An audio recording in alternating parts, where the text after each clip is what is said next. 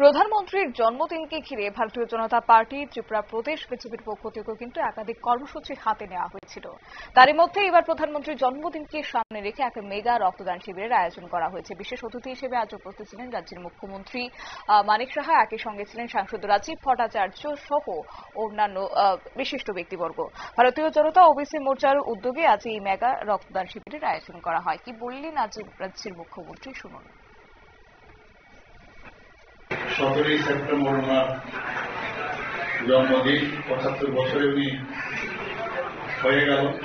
সেই উপলক্ষে আমাদের যে সেন্ট্রাল যে আমাদের ভারতীয় জনতা পার্টির যে কমিটি, সেখান থেকে আমাদের জেপি নাড্ডাজি এবং আমাদের সরকার থেকেও অনেক প্রোগ্রাম আমাদের দিয়েছে। সেই অনুযায়ী আমরা কিন্তু কাজ একটার পর একটা আমরা করে যাচ্ছি এবং সেটা চলবে। তার নাম দেওয়া হয়েছে সেবা পাকুয়া, অর্থাৎ সেই 14 দিন থেকে আমাদের 14 দিনের মতো আমরা সেই কাজটা এখানে চলছে। বিভিন্ন কার্যক্রম দিয়েছে, ব্লাড ডোনেশন থেকে শুরু করে। এর আগে আপনারা দেখেছেন মাননীয় প্রধানমন্ত্রীজি ভারত থেকে, মধ্যপ্রদেশ থেকে উনি এত সুন্দর আবেগ এর সাথে উনি যে বক্তব্য রেখেছেন, অনেকদিন বাদে আমরা দেখলাম যে মানুষকে সামনে রেখে ওনার চিন্তা ভাবনা, সেই তার প্রতিফলন আমরা দেখতে পাচ্ছি।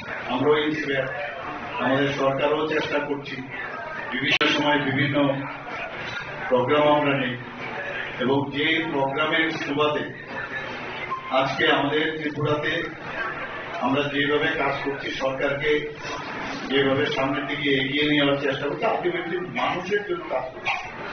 আজকে জিএসডিপির কথাই বলুন, আজকে নর্থ ইস্টার্ন জোনের মধ্যে আমরা এখন সেকেন্ড হাইয়েস্ট আমরা জিএসডিপি। পার ক্যাপিটা ইনকামের কথা যদি বলি, আমরা এখন সেকেন্ড হাইয়েস্ট নর্থ ইস্টার্ন জোনের। আমরা ফ্রন্ট রানার হিসাবে আমরা আমাদের স্টেট ভারতবর্ষের মধ্যে এস্টাবলিশ করেছি।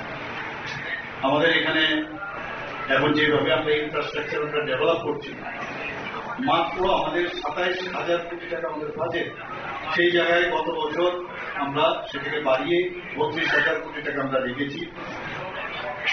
তো সেই প্রতি বছর কিন্তু আমরা বাজেট আমরা বাড়াচ্ছি, প্রায় 4,000 কোটি টাকা বাড়ানো, সেটা চারটিখানি কথা নয়।